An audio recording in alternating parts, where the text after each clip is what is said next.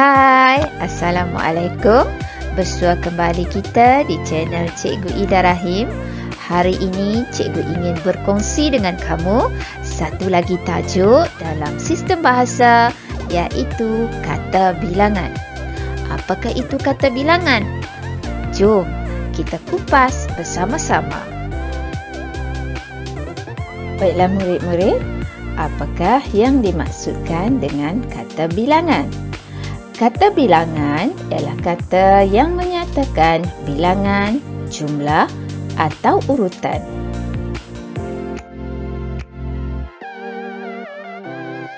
Contoh kata bilangan ialah 5, para, jutaan, beberapa, semua, 2/3, berbagai-bagai, setengah, 5%.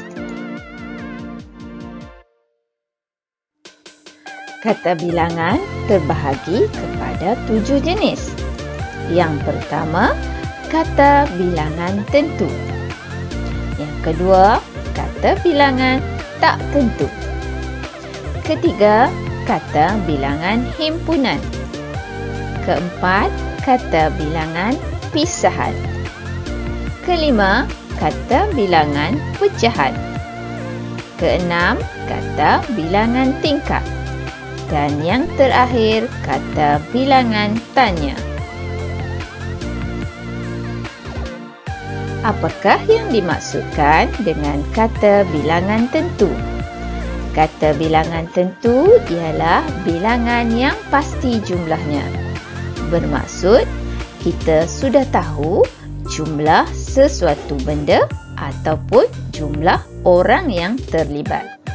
Contohnya, 5 biji bola, 20 orang murid, 100 orang pengunjung, 1,000,000 penyertaan.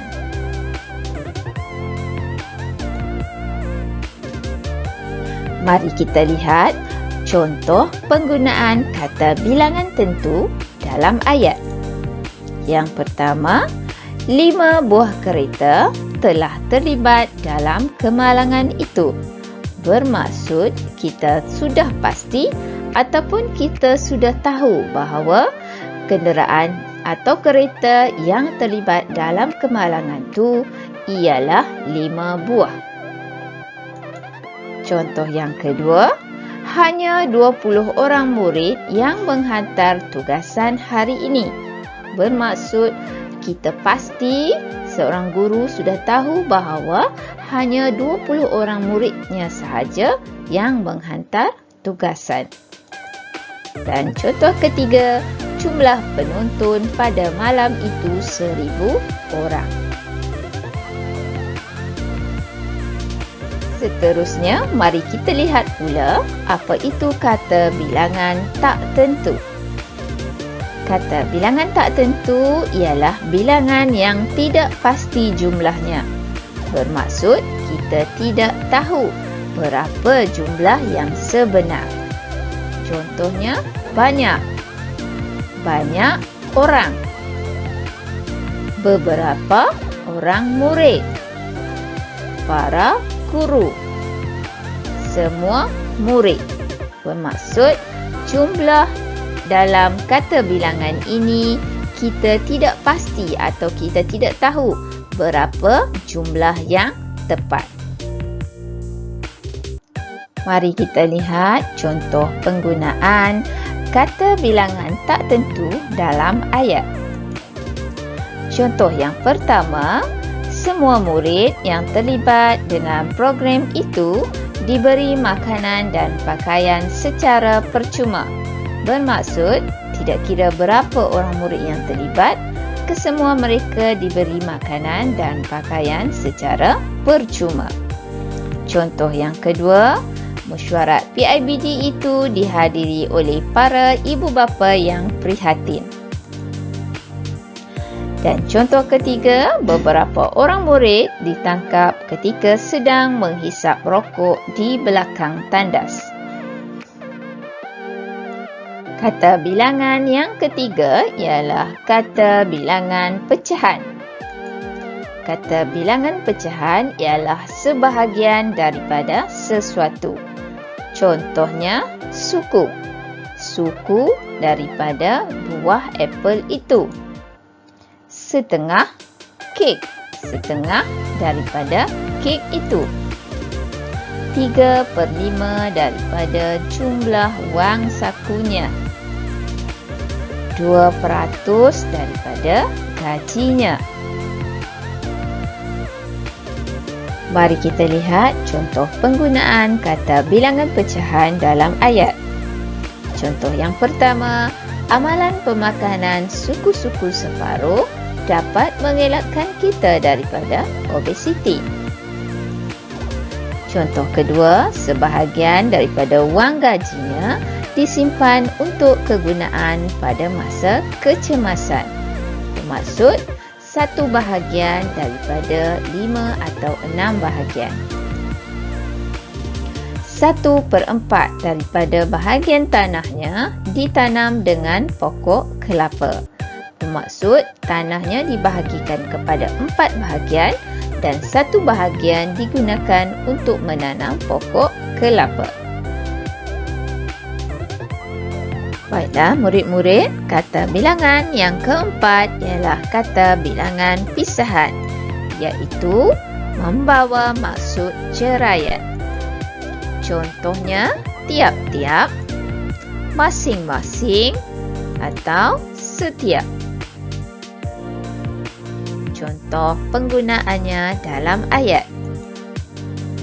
Aimi menyiapkan tugasan yang diberi oleh gurunya setiap hari sebelum jam 6 petang. Bermaksud, Aimi menggunakan rutin yang sama pada setiap hari, iaitu menyiapkan tugasan sebelum 6 petang. Ayat kedua, murid-murid duduk di tempat masing-masing apabila Cikgu Faridah masuk ke kelas mereka.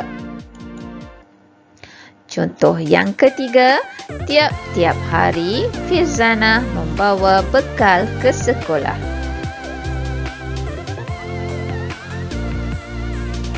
Kata bilangan seterusnya ialah kata bilangan himpunan yang membawa maksud longgokan atau timbunan. Kedua-dua, beribu-ribu, puluhan dan berkurun-kurun. Mari kita lihat contoh penggunaannya dalam ayat. Kedua-dua ibu bapa saya bekerja sebagai guru. Dalam ayat begini, kita tidak boleh menggunakan kedua ibu bapa kerana kedua bukanlah kata bilangan himpunan.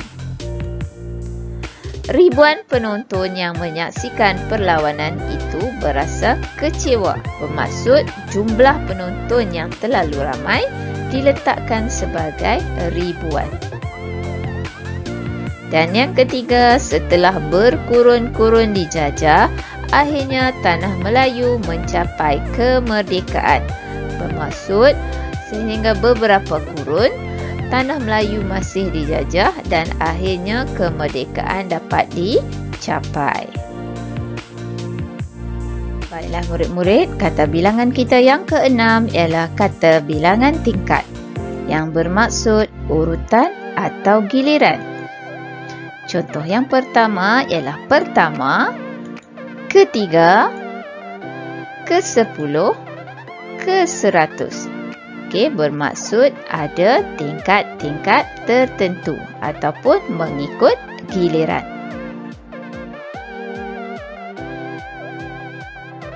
Contoh penggunaannya dalam ayat ialah kita lihat contoh yang pertama, Fatihah mendapat tempat pertama dalam pertandingan itu.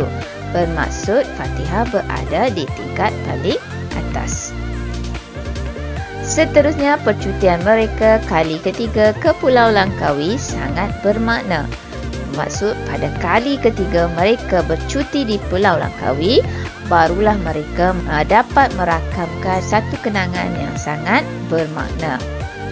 Okey, dan yang ketiga, pengunjung ke-100 yang mengunjungi pasaraya itu akan menerima hadiah misteri. Baiklah murid-murid, kata bilangan yang terakhir ialah kata bilangan tanya yang bermaksud untuk bertanya. Contoh, berapa? Hanya satu kata bilangan tanya, iaitu berapa. Contoh penggunaan kata bilangan tanya dalam ayat ialah jumlah kotak itu berapa? Atau anaknya berapa orang? Baiklah murid-murid, mari kita ke segmen seterusnya. Jom kita cakna. Terdapat pelbagai kesalahan dalam ayat yang mengandungi kata bilangan. Apakah kesalahan-kesalahan itu? Jom kita teroka bersama-sama. Kesalahan yang pertama ialah tidak meletakkan penjodoh bilangan selepas kata bilangan tentu. Contoh ayat yang salah ialah 5 murid dari sekolah itu berjaya ke peringkat akhir. Manakala ayat yang betul ialah 5 orang murid dari sekolah itu telah berjaya ke peringkat akhir. Bermakna, penjodoh bilangan perlu diletakkan selepas kata bilangan.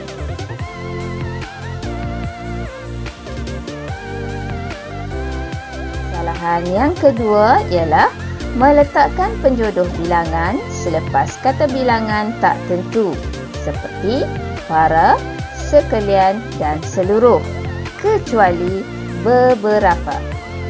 Contoh ayat yang salah, semua orang murid diminta berkumpul di dewan.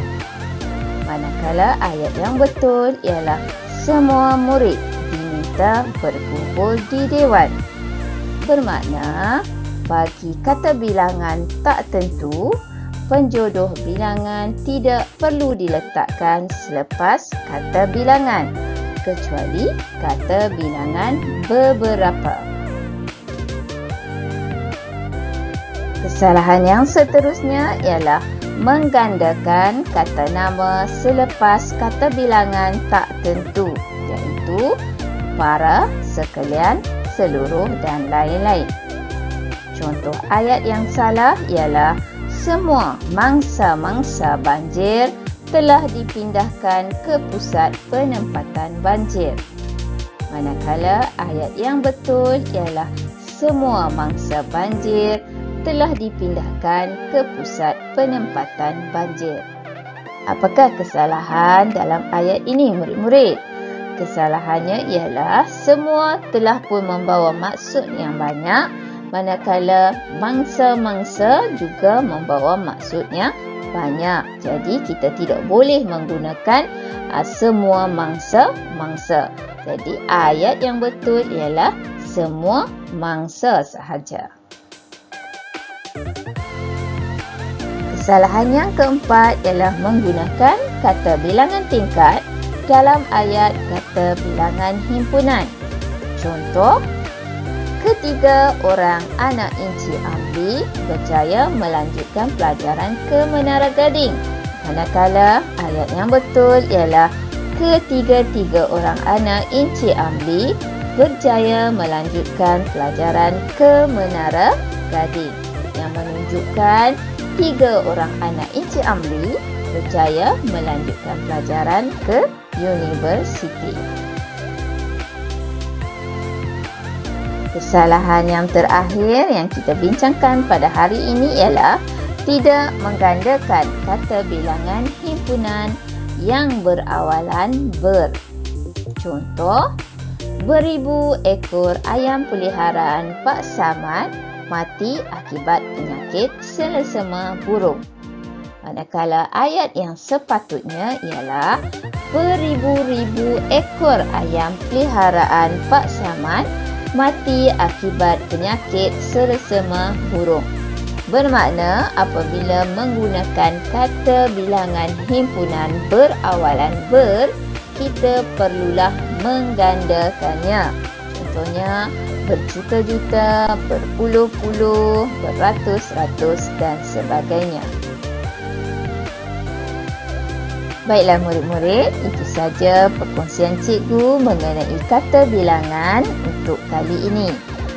Semoga apa yang cikgu kongsikan dapat memberi manfaat dan dapat menambah pengetahuan kamu. Sehingga kita berjumpa lagi di lain video. Sekian, terima kasih. Assalamualaikum. Bye semua, jumpa lagi.